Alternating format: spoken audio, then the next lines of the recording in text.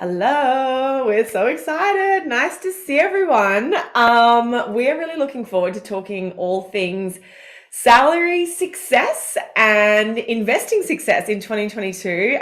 For those of you who I haven't met, my name is Meggie Palmer, and I'm the founder of a company called PepTalkHer, and we're on a mission to close the gender pay gap because it really sucks. Victoria, so nice to see you. Do you want to quickly introduce? I think everyone knows who you are, but do you want to introduce yourself to the community as well? Yeah. Hi, Meggie. Thanks for having me. So I'm a co-founder of The Curve, which is an education platform to teach women about investing in finance. And I guess our motto, or our mission that we're trying to do, is to close the gender knowledge gap when it comes to investing, which stems from the gender pay gap, and really just improve financial literacy when it comes to women around finance and investing. Yeah, so cool. So listen, welcome to everyone who's joining us. Let me know in the chat where you are dialing in from. I'm an Aussie, hence my accent, but I do live in New York now. And Victoria, you're in downtown Auckland, is that right? I'm in Auckland, yeah. You are as well. Okay, Yeah. cool. So we want to make this session super interactive. So if you've got questions, pop them in the chat. We'll be able to get to you. I know we're going to have people joining throughout the entire session. But we wanted to focus, we thought we'd open with a bit of a conversation around inflation and how that's impacting investing and salary right now, because it is something to think about, especially as we see the global inflation rate pretty much trending in one direction at the moment. And then we want to talk you through some frameworks that'll really help prepare you for your salary conversations, whether you're a freelancer, whether you work full time, whether you're transitioning back to the workforce, these are applicable for you. Awesome, lots of Kiwis in the room. Okay, great, welcome. So listen, let's kick off. Victoria, how are you feeling about the economy and investing right now? We've got a downward trend, but are shares on sale, or should we be waiting for things to get cheaper? What do you reckon? Yeah, I guess that's the kind of the crystal ball, or the big question at the moment. And to be honest, it's been a bit of a intense start back after Christmas, New Year. I think it was kind of 4th of January, things started to tank, and it's been a bit of a volatile time. I guess the reason behind that is due to countries raising interest rates, and particularly the US, and that in turn affects spenders and borrowers. So it in turn affects investing as well, very much so. So I guess if you think about I guess what's happening in the market, it does get a lot of noise when the market goes down, but if you put it in the scheme of things, I mean, I think it was like the Aussie market has only had finished negative 5 years in the last 20, and New Zealand is something similar. So it's kind of, we're only in January, and you kind of have to put it in perspective that, and part and parcel with investing is investing in shares, is that there are these times like this. It's the nature of the game, and if everything went up and to the right, then what's the fun in that? It's kind of, well, you can't have a good return without risk. And this is what risk is market volatility. So it is hard to kind of remove your emotions. And that's what I try and do every day, is to kind of come in with a fresh set of eyes, not get caught up with the fact that the market was down for the last 2 weeks or 3 days, but to come in with a fresh set of eyes and go, okay, what companies did I want to buy maybe 2 months, 3 months ago, or even longer than that, but that now look like they're a much more attractive value, and maybe their share prices have corrected 10-20%, and what companies can I buy now? Because the periods of corrections like this do happen. We saw back in March 2020 when the markets fell like 30% around COVID. If you managed to pick the bottom of that market, you would have made so much money. But I guess it's so hard to time the market. But if you've been continually investing all the way down, you would have got that benefit as well. So we always tell investors to just invest consistently and regularly, and then, hey, times like this, you're getting more bang for your buck in terms of what your ability to buy for the same amount of what you could have bought kind of at the end of last year. So totally. it's just trying to not get too emotionally involved. And I mean, admittedly, it's sometimes easier said than done. There's definitely days when I get a few more gray hairs, but Yeah. it's something I've had to learn over the last kind of decade, is to not Panic. kind of let it consume you and get stressed out about it. And it is difficult because you're dealing with clients' money. And I get friends coming up to me, just the other day saying, "Vic, what should I do? Do I pull out my money?" But I think, I mean, I don't know what markets are going to do, but history shows that pullbacks like this have provided great buying opportunities. Yeah, absolutely. And it's interesting, I think emotion is something that impacts all of us when we're investing, and it also impacts us when we're negotiating, right? Yes. Because I guess all of us as humans, we have this kind of fear of making a mistake or losing money or being disliked. And I feel like there's kind of a synergy there when you're having a conversation about money with, whether it's a spouse, an investment advisor, or indeed a boss or a new prospective boss as well. And it's one of the things that, I talk about a lot at PepTalkHer, is that it's really important to remember when you're going through a negotiation process that it actually doesn't have to be a fight or stressful. Because I would love to know from the people who are joining today, like, let me know in the chat, what's like if I say to you, you've got to like go and do a salary negotiation in the next 20 minutes, say, for example, like if I said to you, Victoria, like you got 20 minutes and you're going to be negotiating your salary for 2022, like what emotions would come up for you? Let me know in the chat. But Victoria, how would you feel if I was like 20 minutes, pay raise conversation, let's go? I would be like, oh my gosh. I would be stressed. I would be scared. I would be probably confused at what I would say, or how I would articulate it to make sure that it is sexy. Yeah, it would be, but mostly stressed and scared would probably be the two. Yeah. Would be the words. Yeah. And I think that's really, really normal. And by all means, like Fernanda, Shrada, Katie, let me know what would come up for you. Karishma, welcome. I can see that you're just joining us. Because, one of the things is like really breaking that down. And a lot of us, our first memory of negotiation, for me, is like being a teenager, like fighting with my dad about being allowed to go to a party, right? And so like for me, a negotiation to be allowed out, like, so I didn't have to sneak out. That negotiation is kind of rooted in this like sense that it was pretty combative and like honestly fairly aggressive, not like physically aggressive, but it was kind of very fighty, shouty, teary, that sort of a vibe, because I was a teenager, a bit of a rebellious one. So that's kind of like when I think about negotiation, instinctively, my head goes there. Right. And so like maybe you have somewhere where your head goes. Maybe it's better than my experience, but let me know in the chat, because it's helpful to understand this. Because if we can unpack kind of what our instinctive reaction to a negotiation is, it's really helpful, because we can then reframe that. And it's interesting when you look at like the technical definition of what a negotiation is, believe it or not, it actually doesn't have to be as combative as maybe it was for me when I was a teenager, right? It doesn't have to be stressful, and it's not supposed to be a fight, right? If you look at the technical definition, a negotiation is actually a discussion. And like, I know that's maybe obvious, but that was kind of revolutionary for me, Victoria, because I kind of forget that, like, do you have that? You have a bit of a negative connotation around it too? I think you always think the negotiation is to do with salary and pay, and therefore it's someone of a kind of authoritative figure, or someone that is maybe slightly intimidating, like a boss, or and so you do get that kind of scared or like fight and flight mode kind of going on. So but I remember my mum, I was working as a waitress, and I was like 13, and I wanted to get paid more, and I was talking to my mum about it, and she was like, well, why don't you just ask? And I was like, oh, no, I could never. I could, like, I'm 13. I'm like the youngest employee. Like, there's no way I could ask. And she goes, they're not, if you ask, the worst they can say is no.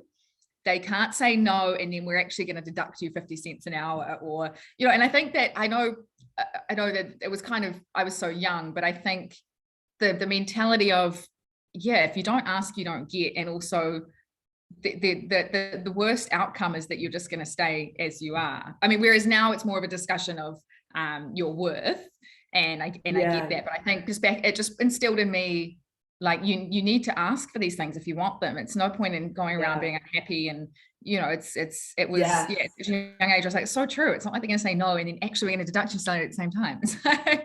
Well, firstly, like 10 points and snaps to your mum, because she sounds like a baller.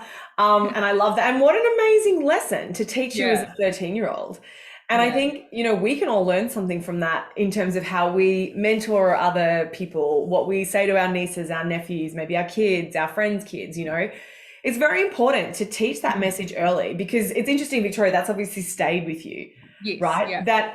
I will say that there are different varying levels of unconscious bias and discrimination that impact people who identify as female, right? And we know that is even worse if you identify as a woman of color.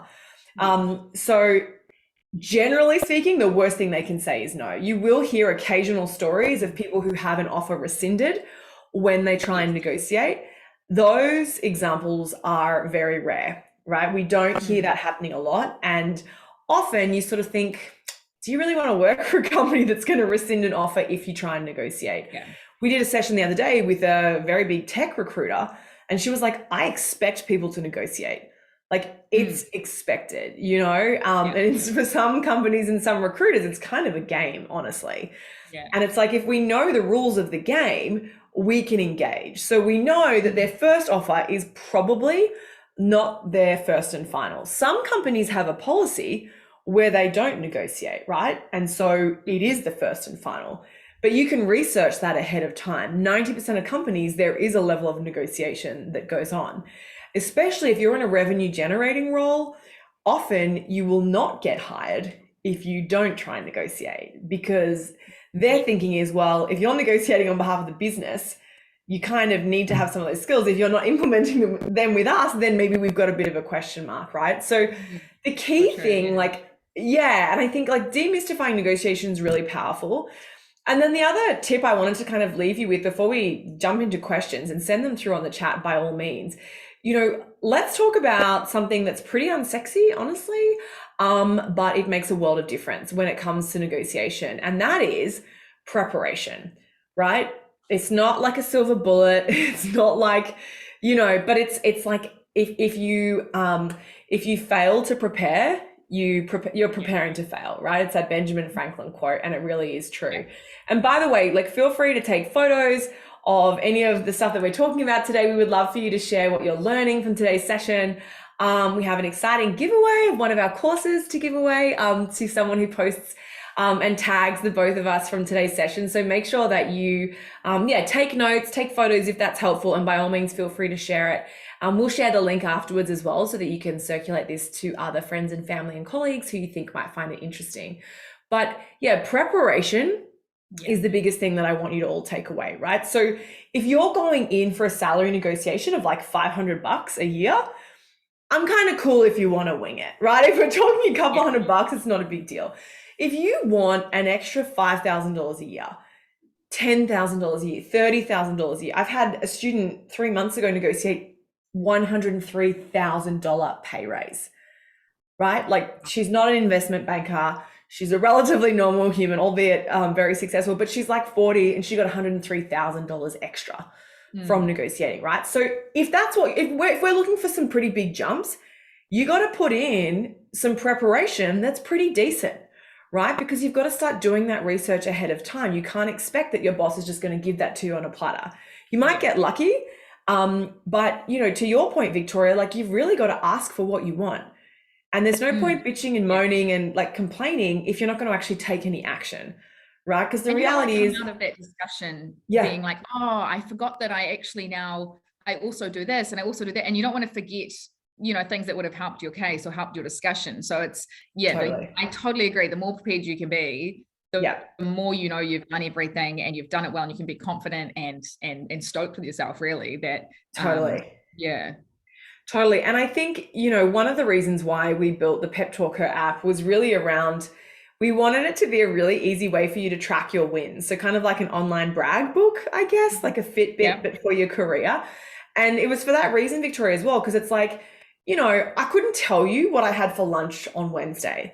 I don't even know. I just couldn't even tell you. So Yeah. our brains have got a lot happening. So like, how do you remember exactly what you did in October at work, or like how you moved the needle for revenue in July? Like, Yeah. it's just not realistic that we would recall all of those pieces of data. And so you've got to write it down throughout the year. So it's kind of like if it's the night before your performance review, I'll put a link in the chat. We've got a mini course that will help you with that. That's like a crash course. But really, you want to be preparing all year round. You've got to kind of put in the groundwork so that you're front of mind all year, so that people know what you've been doing and how you've been contributing. Yeah. And so that when you ask for a raise, it's not a surprise, right? Like, people don't like surprises, especially bosses. So, if you can kind of prep them for the fact that it's probably coming, that you've been talking about your successes and stuff like that, it's going to stand you in much better stead.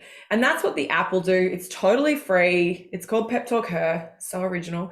But it'll just kind of send you reminders. It'll be like, Victoria, what's up? What are you really stoked about this week at work?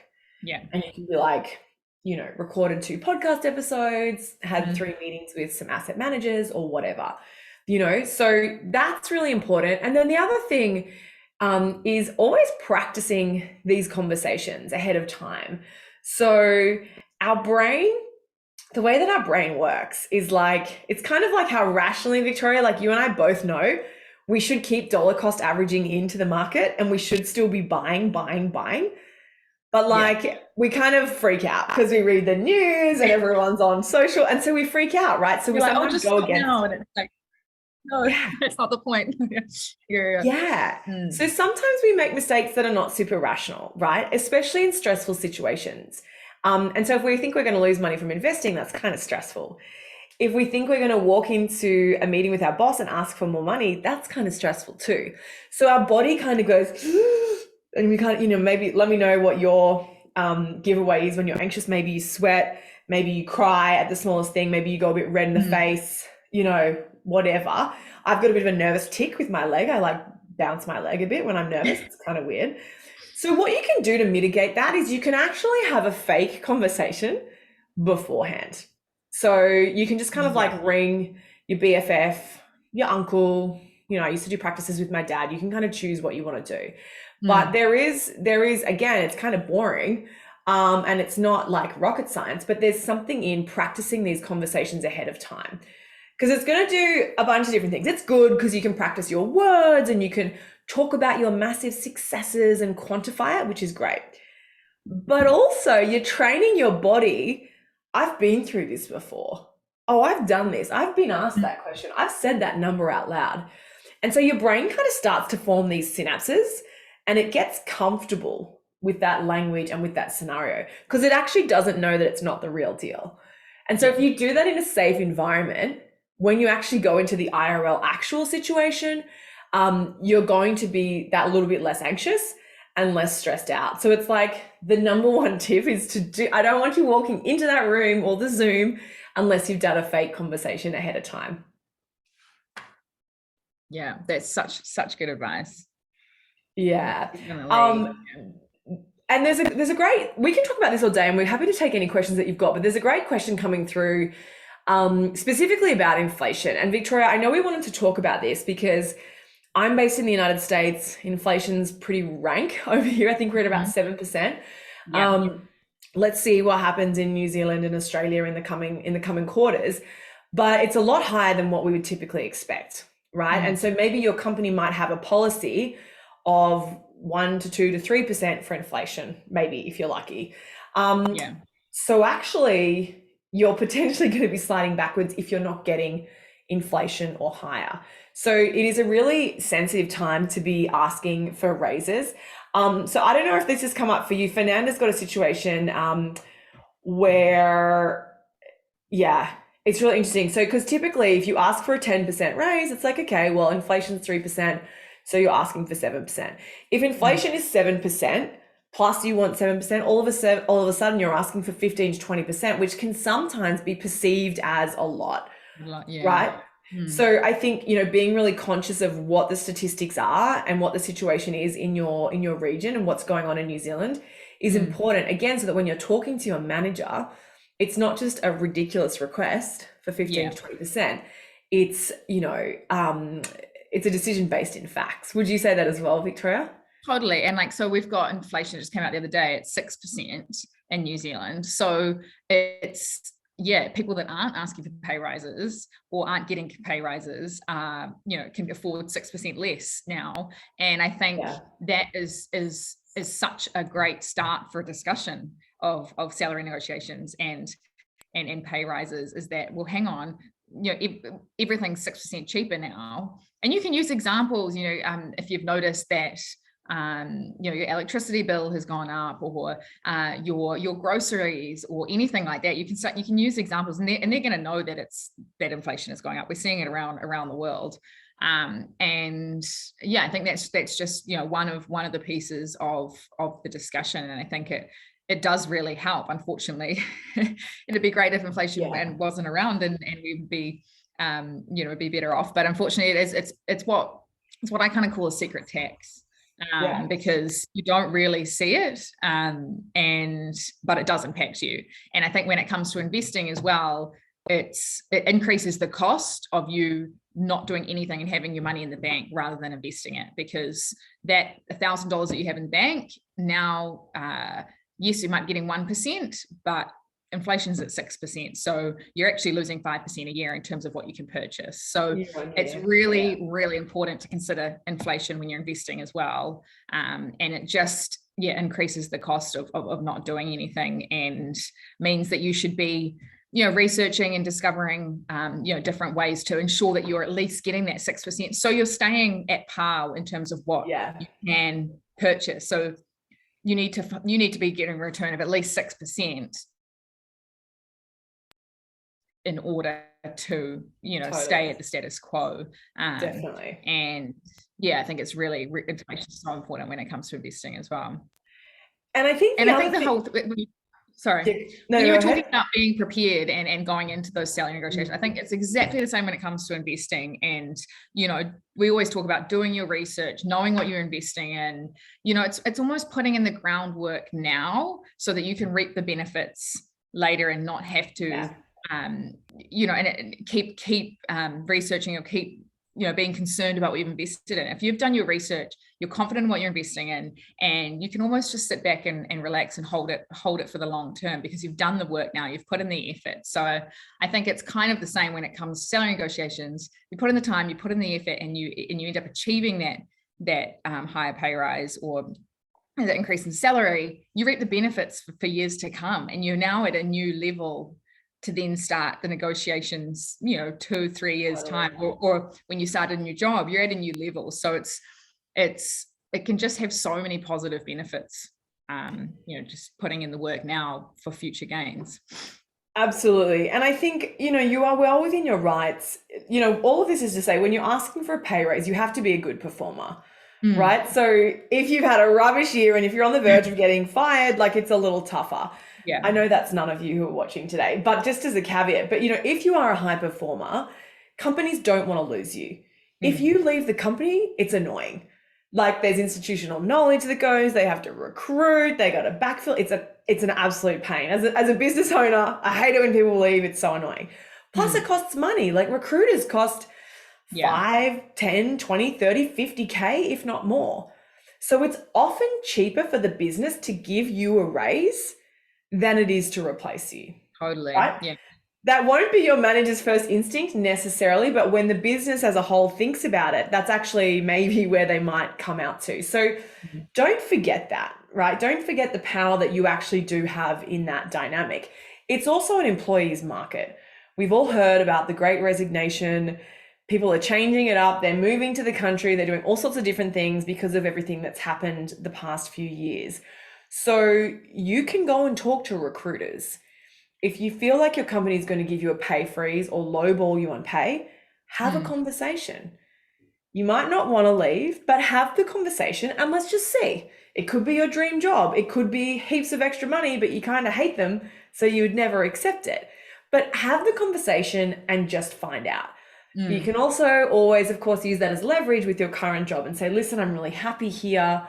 I love your leadership. This is where I want to stay. I want you to know I've had another offer that honestly is more lucrative. I wanted to be Yeah. really transparent and share that with you to see if we could make an arrangement so that I feel happy and excited to stay here. So you're I not kind of saying like, screw you, match this or I'll yeah. leave, but you can kind of, you can have that conversation in a way that is respectful, but Mm. also honest and transparent, right? Yeah, I had a in a previous role, I realized like I caveat like I've always been the only female or the first female in my team everywhere I've worked. And so I felt like I've always needed to fight that extra bit harder, which is so bad. And in my previous job, I did exactly what you said, and I was really prepared and going for this negotiation. And I asked for what I thought was appropriate in terms of an increase, and they came back and said, no, we'll discuss this in 6 months' time. And I was like, okay, that's fair enough. And 6 months rolled around, and I had the discussion again, and then they didn't meet me anywhere near what I was requesting, and so you feel a bit gutted, you feel a bit downbeat, and Yeah, of course. undervalued, and Yeah. especially because I knew that the rest of my team was getting paid a lot more than I was, and so I handed in my resignation. I got approached by another employer. I handed in my resignation, and then they go, oh, we don't want to lose you. What can we do to make you stay? And I said, look, you had your chance. And to be honest, it's a reflection of the culture. The fact that you weren't even willing to have those conversations with me, really puts no price in wanting me to stay, because it's only going to make me stay for a while longer. And then I just think it's a reflection on them. And it kind of comes back to what you said about, is that a company you want to work for? If they're not listening to you, they're not appreciating you, not valuing you, then you're going to have this uphill battle for as long as you stay there. So it's kind of, it was a huge learning curve for me. And, making sure that I felt worthy, and I felt, going into those discussions, but it wasn't the outcome I wanted, but I learned so much of myself from it. It was amazing. So I have that for them. I had to thank them for that. So, And I think, your attitude is a good one. And that is that sometimes really bad situations are those amazing turning point learning moments, right? So back when I was a journalist, I was paid less than the guys, and I found out by accident, raised it, and they said, if you don't like it, piss off, or take us to court. So like, not an ideal situation, but it's the reason that we're all chatting today, right? It's why I started PepTalkHer. And so sometimes you bomb in a negotiation. Sometimes you have the worst job interview, right? And it's actually not necessarily a bad thing. What can you learn from that? What can you take forward in your career for your next job interview to make sure that that never happens again, right? How would you prepare differently next time? So if you can frame it in that way, it'll help you. And to Victoria's point, it's probably changed the way you approach work and company culture, and where you choose to spend your intellect, and what businesses you choose to develop because of that experience, right? Yeah, no, definitely. Yeah. So invaluable. Just definitely made me the next firm I worked at. It was all about making sure the culture was right and making sure they valued their staff. And that was, you're more interviewing them than they're interviewing you, which is, I know what you should do in the first place at an interview, but it's sometimes easier said than done. Totally. We can continue for a couple more minutes. I want to be respectful of everyone's time. If you've got questions, pop them through in the chat, and we're going to get to as many of them as we can. We've had a question come through about like, how much over should you ask for? So like, if you want 70 grand, how much extra should you ask for? Should you ask for 70 or should you ask for 80, knowing that they'll negotiate you down? So one of the frameworks I always like to teach people in our program is the 3 W's, the WWW framework. Not your website URL, although always good to have a little personal website if you don't already. So I want to talk to you about the wish, want, walk framework. And again, this comes back to preparation. I don't want you madly Googling the night before. Google is good, and there is great credible information on there, but you also need to be talking to people, colleagues, friends, especially white men. We know that they are paid the most, so you need to have a sense from them as to how much they're getting paid and what their salary range is. The reason you want to collate all this data is because I want you to walk into these interviews with 3 different figures, right? Your WWW, your wish, your want, and your walk. I love that. So Yeah, we love yeah. we love an acronym over here at PepTalkHer. So wish was where you're like, so okay, we can do this exercise now if you want. If you've got a post-it or a piece of paper, grab out a pen. So write down what you paid now. You can write that down. And then you can be like, okay, ooh, what would I like be stoked to be paid? Like what would be like wild, crazy money? Okay. So then just kind of write that down. And like think big. Like this is our fun number. This is the wish number. Okay. Now I want you to look at that number. I want you to add tax. So add tax to whatever you'd already written down. So we're going up and up and up here. And if that number makes you feel a bit awkward saying it out loud, if you're like, really? Could I? Is it possible? That's good, right? Because that's where we want your wish number to sit. If you're still like, yeah, no, that's good, you need to go higher, right? You need to go higher again. So your wish number needs to be something you're uncomfortable saying out loud, honestly, where you're like, that is frigging crazy cash, right? Like that's what we're talking about. So that's your wish on one end of the spectrum. Then we go to the other end, to my least favorite number, your walk number, which is like, that is offensively low. Like, that's not cool. I feel disrespected that they've offered me such a low amount. Like, I just am not vibing this. You know, that's the walk number. So that's where you're like, I am not getting out of bed for that small amount of money. So for a lot of people, that's like what they're on now. I mean, to be fair, sometimes you make a decision to take, and I've done this, you take a step back because it's going to bring you joy and happiness and you're pivoting, right? So I get it. So your walk number is situational dependent. It might be the number you need to take care of your family or your mortgage or, you know, fuel your chocolate habit if you're a chocoholic like I am, whatever the case may be. So that's your walk number. And then we get to the want figure, right? Which is somewhere in between to the person who asked that question earlier, right? So that's a number where you're like, that's fair. Like that is a fair amount of compensation. I feel really good to be paid that amount of money, honestly. Like I think that that's reasonable. I feel valued and I'm happy to work hard.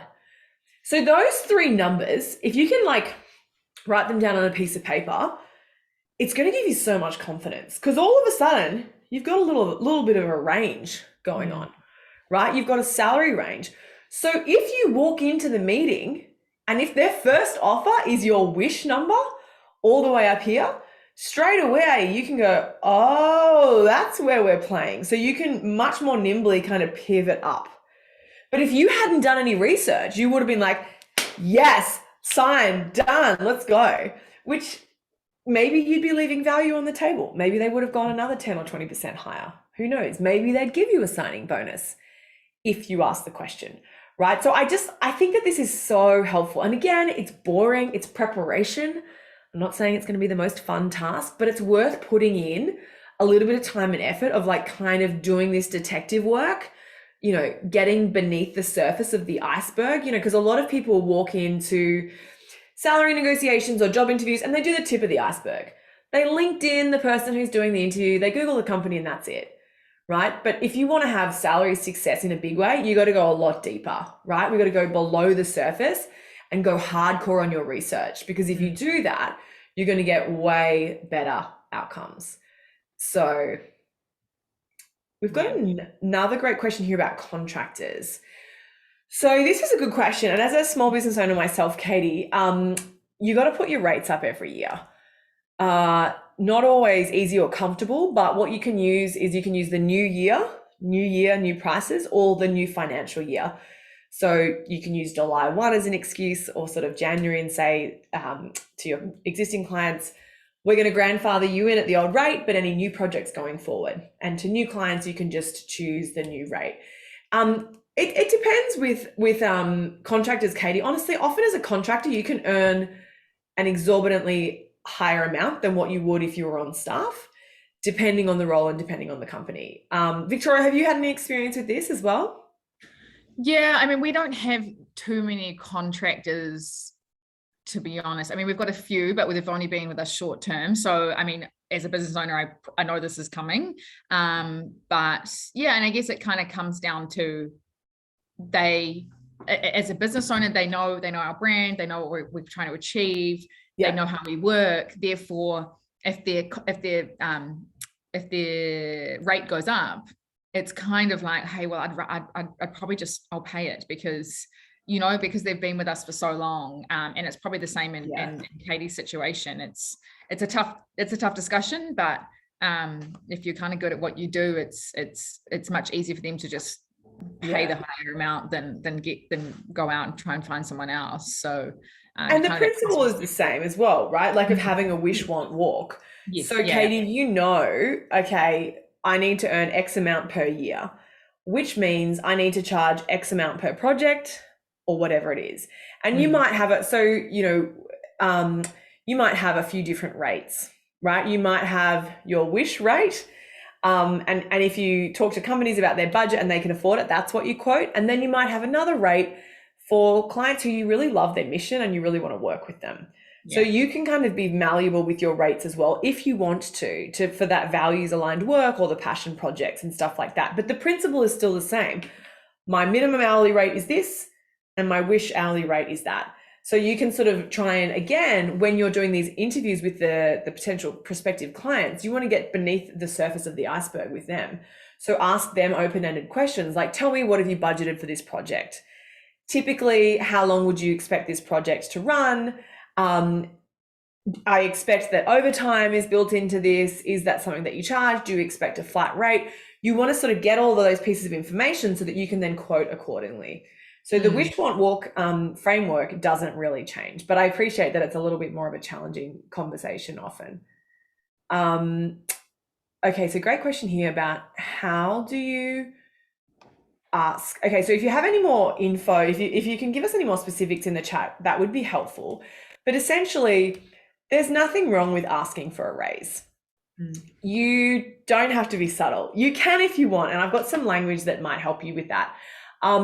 But you can do things like you can send a calendar invite to your boss and say, I'd love to have, some companies have annual reviews built into the process.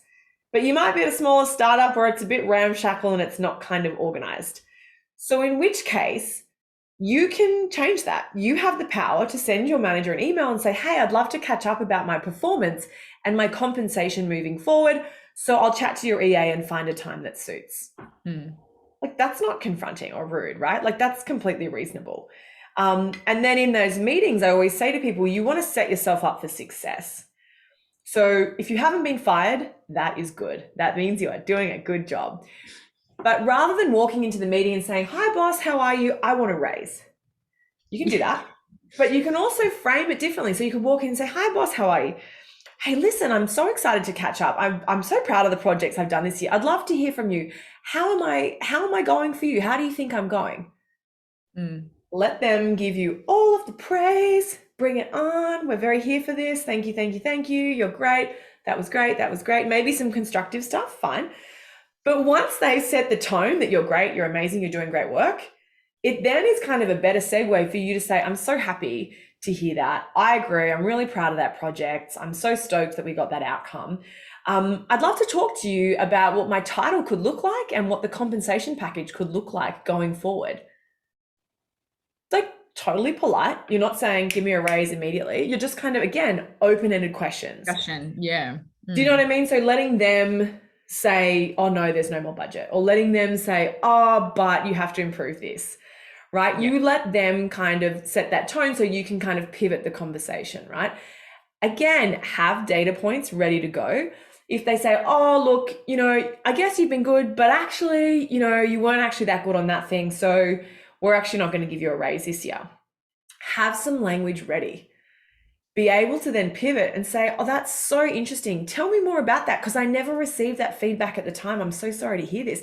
Tell me more about how I could have improved, right? Like, so don't get offended. Just get them to keep explaining it to you, right? Like ask open-ended questions. One of my friends, Alexandra Carter, she wrote a book called Ask for More, which I really recommend. And she talks about this phrase, tell me. Tell me more about that. Tell me more about how you came to that decision to freeze everyone's pay this year. I'm so interested to better understand the business. On the inside, you're like, you guys suck. I hate you. But you're trying to get more information and you're keeping the conversation going. And never feel bad about saying, okay, thank you so much for that feedback. Let me ruminate and I'll come back to you. Like, a no is sometimes just a not right now. It doesn't mean a blanket Yeah. no forever. You can always revisit the conversation. And like you said, in the negotiations, it's a discussion. It should be a conversation. It should be, okay, well, yeah, how can I improve more? You know, and it's kind of, so you're benefiting both parties. It's a kind of, yeah, it's not me attacking you or anything like that. It's a discussion. So I think that's, yeah. Definitely. And this is a good piece of feedback here. Someone's saying in the chat that they got all this positive feedback, but then they dropped you. And let me know if is this about a job interview or is this being fired from a role? Let me know. And sometimes when we get rejected from jobs or when we're told no, you can't get that promotion or raise, we take that as rejection. And for a lot of us, that makes us think of being 5 when someone wouldn't give us a kiss on the cheek in the park, or when we didn't get invited to the school formal, or, you know, all those, when we didn't get into med school or whatever it is, we think about all those other times we've been rejected. But actually, sometimes the company just decided they don't have the budget to hire anyone. Sometimes that recruiting manager left, and so the whole process got delayed for 6 months. Sometimes it just wasn't the right fit for you. And I always like to say to people in the PepTalkHer community, like, rejection is just redirection, right? Like, Victoria got rejected from that pay raise, and it redirected her to a way better company with way more money. Like, winning, you know, sucked at the time. On reflection, any regrets, Victoria? No, not at all. Yeah. I'm kind of gutted I didn't do it sooner, to be honest. So that's the thing, and hindsight's amazing, but in the moment it's awful. And I feel for you. And I know what you mean when you say, like, you know, it's made you doubt your worth. And that happens, and it's really normal. And I've popped the link. We run this Know Your Worth challenge for this exact reason, because it happens all the time to a lot of us.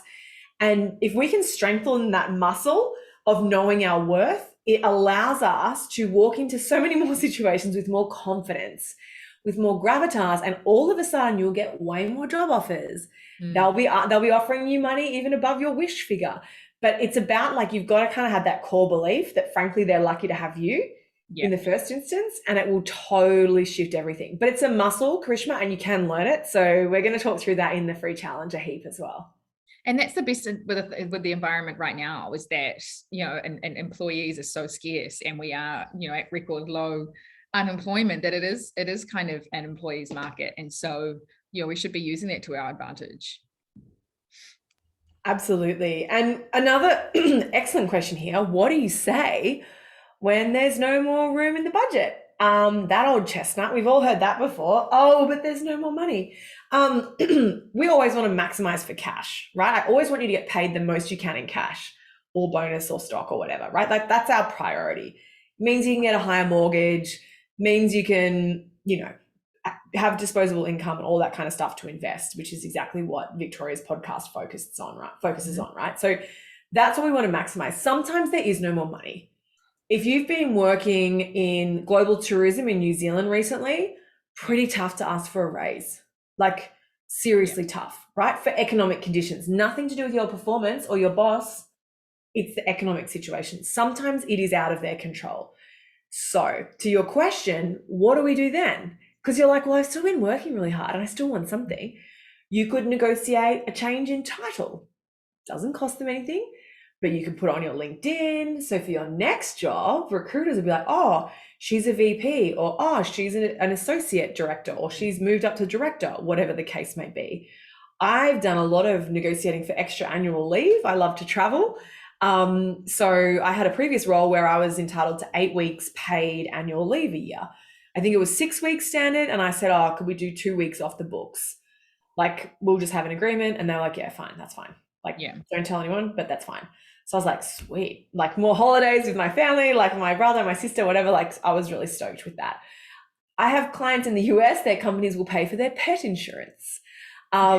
Signing bonuses are a big thing.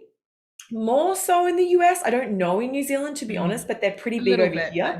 Not big. No. Not big. Yeah. You could also say to your boss, listen, like, I'm going to take global tourism because it's kind of a relevant example. Listen, I know the economic conditions suck. Totally get it. You're saying there's no more money for a raise. That's disappointing, but I understand. So you're expressing it's not kind of cool because I'm amazing, but I get it. Could I suggest that I get a 5% bonus on anything I bring in above my sales target, for example. Or if I can find a way through technology to save the company money through our SaaS product subscriptions, would you be down to give me a bonus of 10% of that overall annual saving? Like things like that. Or are you willing to fly me home to Auckland once a quarter through the company's travel budget so that I don't have to pay for it out of my pocket? Right? So think outside the square, get creative. Maybe they want to send you, maybe they'll give you $5,000 to do a Harvard short course on the internet. Maybe they'll give you some money to come and join one of the Curves courses that can't say too much, but are coming out soon. Or maybe you can come and join our career level up program and they'll cover the cost of the invoice. You know, there's lots of, maybe they'll let you do a secondment to the Wellington office because your best mate lives there and you wouldn't mind having 2 weeks in an apartment, like hanging with them, right? So think about other things that are valuable to you, but maybe come out of different line items. Because don't forget, your boss is balancing a budget. Like, it's not always because they're an asshole that they won't give you a raise. Sometimes it's because they just can't make the numbers stack up.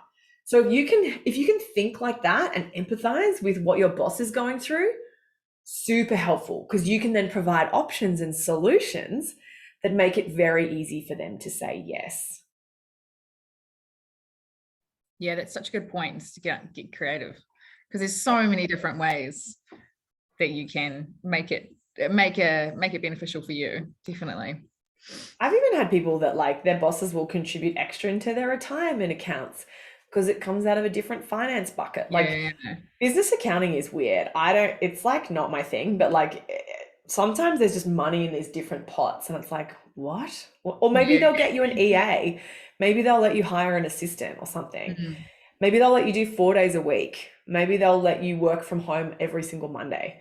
You know, whatever is kind of valuable for you. Oh yeah, okay. So this is a good question too. Okay, and we'll wrap it up after this, and we'll make sure we send the replay so you can catch up on anything you've missed out on. What do you do when they ask you to give you the number first? Like, it's a bit of a dance, right? So it depends. If you don't want the job, if you're like, I do not want the job, then sometimes when recruiters reach out to me, sometimes I just give them outrageous numbers, Victoria, like outrageous. And just because I'm like, I don't even want that job. I don't want to move there. I don't even want it, but I just want to see what they'll say. And sometimes I'll say the number and they'll be like, oh yeah, no, we thought, look, they're budgeting 100 grand less than that, but we thought you'd be, yeah, no, we knew you'd be a lot, but like, it is a big job. They probably should put the budget up. And in my head, I'm thinking, okay, so if I did want a job, I wasn't too far. Like it was more, but like I could, like, so you can actually use it to kind of test the waters a little bit. But if you do want the job, it's a little tougher. So again, it comes back to asking the right questions. We want to get as much information out of them before we put a number on the table, right? So you got to ask those questions to get the information that you want. So I'll bring up some language for you as well that might be helpful, but you can use phrases like, hey, listen, I'm really well looked after where I am right now. So to be honest, it'd have to be a really good offer for me to be interested. What did you have in mind? So I haven't given you a dollars and cents number, but I've kind of given the impression that I'm sort of awesome. Like, you know, you want to subtly tell them that you'd be lucky to have me, right? So tell me what budget you've got in mind. This is the ballpark of what I was thinking. Sometimes you might want to give them a range, or you can say things like, listen, it'd need to be north of 100 grand for me to consider it.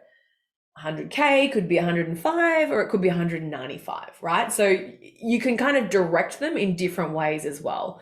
You can say, you know, I'd need to understand from you a little more information about the seniority of this role and the KPIs that you'd be looking for me to achieve so that I can, you know, make sure that the compensation is commensurate with the seniority of the role. So there's ways you can kind of dance around it. And again, this is where preparing ahead of time is important. I can roll these phrases off because I talk about this every day. If you've never said, I'd love to understand what your budget is for this role, you'll probably feel a bit sick and uncomfortable saying it because you'll feel a bit awkward. So you got to practice with your dad or your roommate or your cousin or whatever beforehand. So it becomes second nature so that when you're in that conversation, it sounds really natural, really chatty, you know, and it's just an easier conversation. So that's what I would say to that. I would always also say, like, wouldn't you, I would way prefer to be the person that they have to juggle things in order to hire. You know, if I went in with a high salary and they couldn't afford me, but like, hey, well, maybe we can take some money out of this budget, or we can throw in we can pay her less but throw in some more annual leave, then for them to go back to the office and be like, well, we got her for a bargain, you know. And so it's, I mean, I know it is hard to know what those numbers are, but I would rather they kind of maybe they went away and said, oh, sorry, that's more than we were willing to pay. And for them to go back and have a discussion and then come back with a different offer, then be like, oh, yep, great, sounds good, and we'll hire you straight away, kind of thing. So because you can always come back to the discussions as well. If they go away and say, sorry, you're out of our budget, you could always come back and say, hey, I'm willing to take a lower pay if you throw in some other non-monetized, you know, items. I'd be willing to do it for that budget if we could agree to a 4-day week. Exactly. Or a 9-day for every 2 weeks, 9-day fortnight. Do you say fortnight in New Zealand? Yes. In America, no one knows what that word means. So I have to be a bit careful. But yeah, so I think, you know, and again, all of that comes back to if you have the privilege to choose. If you desperately need the job, it's a lot harder, unfortunately, right? So, but you can still do your preparation ahead of time. You can reach out to people on LinkedIn and ask them if they'd be down for a 5-minute informational interview with you. Sometimes you can Google previous job ads that might have had salary ranges in place. There's all sorts of things you can do to detect, and we talk about that more in our course, but there's heaps of resources that are actually going to give you accurate information, not just like Glassdoor, which can be a bit rando, right? You want to have accurate info. But if you have alternatives or plan Bs, you're always in a much stronger negotiating position. So, and we talk a lot about that in our career level up course too, like having a network that's always looking for opportunities for you. That's powerful, because then you're never applying for jobs, they're coming to you. And ultimately that's where we want you to get to, right? Where you've got an incoming stream. So you're like, not enough, no, don't like it, maybe. That's the dream, right? Because then you've got a heap of bargaining power. So I know we've gone super over time, but Victoria, we could just keep chatting for hours, couldn't we? Yeah, this is really interesting. So yeah, this has been great, but it's such a pleasure. And let Victoria and I know on Instagram what your key takeaway was, or let us know in the chat as well. What's the one key thing that you learned today? We would love to know, because that helps us make sure that we can tailor the content for future conversations as well.